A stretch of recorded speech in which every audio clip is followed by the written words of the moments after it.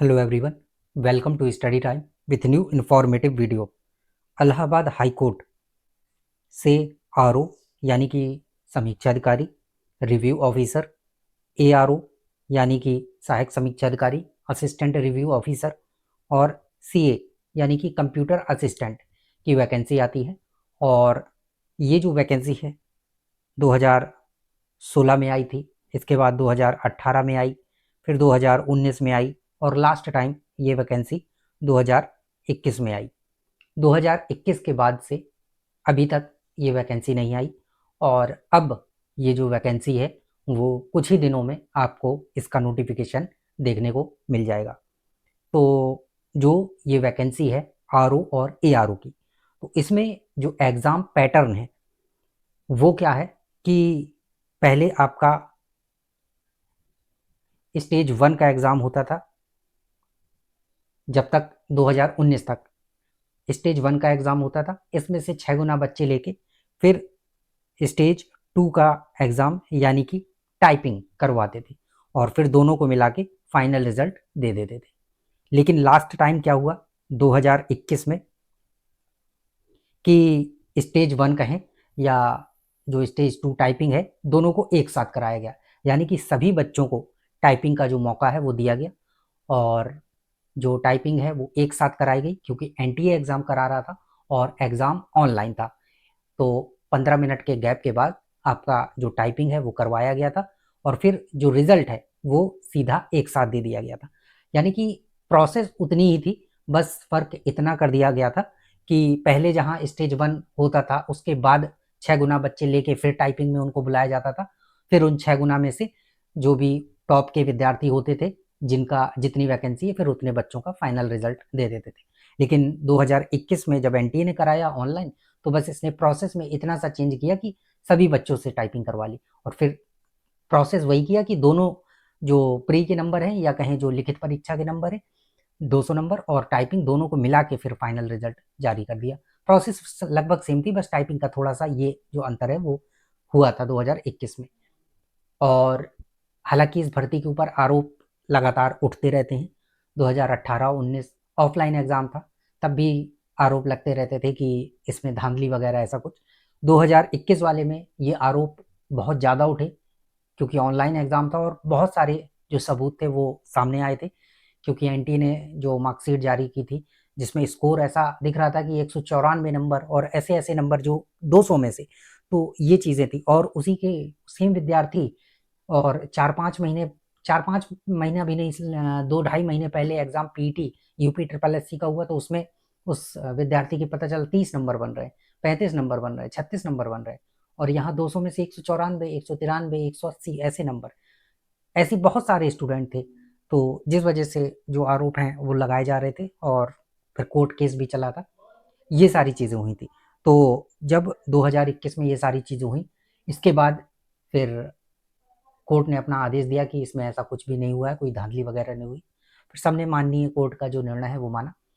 फिर इसके बाद क्या हुआ कि नई वैकेंसी आनी थी, नई वैकेंसी का प्रोसेस था, फिर वो अपना हाई कोर्ट में चलता रहता है, रिक्रूटमेंट सेल का मीटिंग वगैरह। तो उसमें ये चीज़ें हुई कि जो ये आरोप लग रहे हैं और ये इसलिए है क्योंकि सिंगल एग्ज़ाम होता है और अगर धांधली वगैरह होती भी है तो सिंगल एग्ज़ाम है, अगर किसी ने कोशिश की या जो भी चीज़ें जैसे भी हों या बाहरी कोई हो तो फिर उसका सिलेक्शन हो सकता है। लेकिन अगर हम इसे स्टेज बढ़ा दें, 2 स्टेज कर दें यानी कि प्री और मेंस जैसा, फिर टाइपिंग, तो यानी कि 2 स्टेज, या अभी तो 2 स्टेज हैं ही हैं, फिर 3 स्टेज कर दें, प्री करवाएँ, मेंस करवाएँ, फिर टाइपिंग करवाएँ। तो हो सकता है कि जो ये धांधली वाली चीज़ें हैं या बाहर से लोग जुगाड़ लगा लेते हैं, जो भी चीज़ें हैं, तो वो कम हो जाएँ क्योंकि फिर उन्हें डबल प्रयास करना पड़ेगा। एक बार जो स्टेज 1 होगा प्री, उसमें अगर उसमें किसी भी तरीके से कुछ भी कर भी लिया, एक तो होगा नहीं, अगर कर भी लिया तो फिर स्टेज 2 यानी कि मेंस होगा, उसमें करवाया जाएगा। और मेंस में भी चर्चा चल रही थी कि जैसे यूपीपीएससी अपना आरओ करवाता है, तो उसी आधार पे कुछ ना कुछ, मतलब सिलेबस तो सेम नहीं होगा, कुछ ना कुछ अलग करके वैसा करवाया जाए और फिर टाइपिंग करवाई जाए। लेकिन ये बातें जो थी वो लगभग 1.5 से 2 साल पहले की थी, 1.5 से 2 साल पहले। उस टाइम कोई ऐसी चीज़ डिसाइड नहीं थी कि कितनी वैकेंसी आनी है, कब नोटिफिकेशन आना है या कब वैकेंसी आनी है, और एजेंसी कौन सी होगी। एंड तब तक तो यही था कि एनटीए ही एग्ज़ाम कराएगी, तो ये सारी चीज़ें चल रही थी। और एनटीए एग्ज़ाम कराएगी तो फिर रिटन कैसे करवाया जाएगा, बहुत सारी चीज़ें थी। और पहली बात तो वैकेंसी का ही क्लियर नहीं था कि कब तक निकलेगी, तो ये सब चीज़ें थी।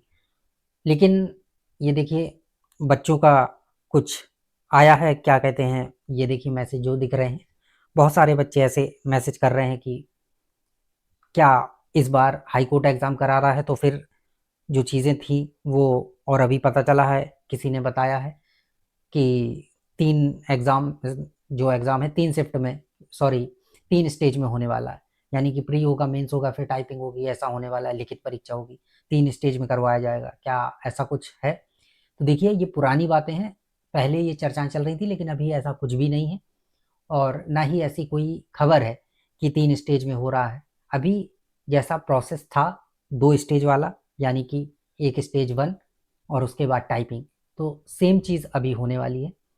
ऐसी कोई भी चीज़ अभी, ना ही मीटिंग में ये चर्चा हुई है, ना कुछ अभी ऐसा हुआ है कि ये चीज़ होने वाली है। अब भगवान जाने किसने कहाँ से बोल दिया, कहाँ से उन्हें ये सूचना मिल गई कि 3 स्टेज में एग्ज़ाम होने जा रहा है।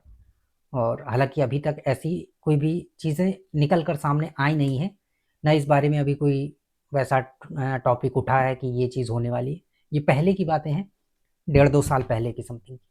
तो बहुत सारे बच्चे जो हैं कन्फ्यूज़न की स्थिति में थे, मैसेज किए कि ऐसा होने वाला है कि 3 स्टेज में एग्ज़ाम होगा, तब तो थोड़ा-सा और डिफ़िकल्ट हो जाएगा। वैसे भी आरओ का एग्ज़ाम इतना कठिन बना दिया है, कट ऑफ वगैरह इतना ज़्यादा जाती है, फिर 3 स्टेज में होगा तो और ज़्यादा, है ना? अभी तो ये था कि आसान प्रोसेस है, फिर टाइम भी ज़्यादा लगेगा। जहाँ 6, 7, 8 महीने में इलाहाबाद हाई कोर्ट अपनी प्रक्रिया कंप्लीट कर लेता था, तो फिर इनको 1 साल, 1.5 साल लग जाएगा। तो देखिए अभी तक ऐसी ना ही कोई सूचना है, और मैंने पता भी किया है तो अभी ऐसा कोई भी चीज़ नहीं है जो आपको ये है कि 3 स्टेज वाला, अभी तक ऐसा कुछ भी नहीं है। तो आप लोग अच्छे से पढ़ाई में लगे रहिए। अगर स्टेज, देखिए स्टेज 1 होगा, जो जैसा पैटर्न सिलेबस है, सब चीज़ें वो हैं। और हाई कोर्ट में पहले से सारी चीज़ें तय हैं।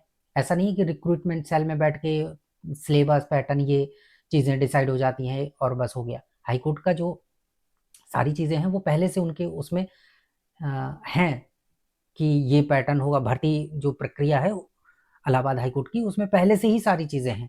ऐसा नहीं है कि एक दिन में चेंज हो जाएगा। उसके लिए फिर हाई कोर्ट को अपना वो सिस्टम पूरा चेंज करना पड़ेगा। ऐसा नहीं कि नोटिफिकेशन निकाल दिया बस।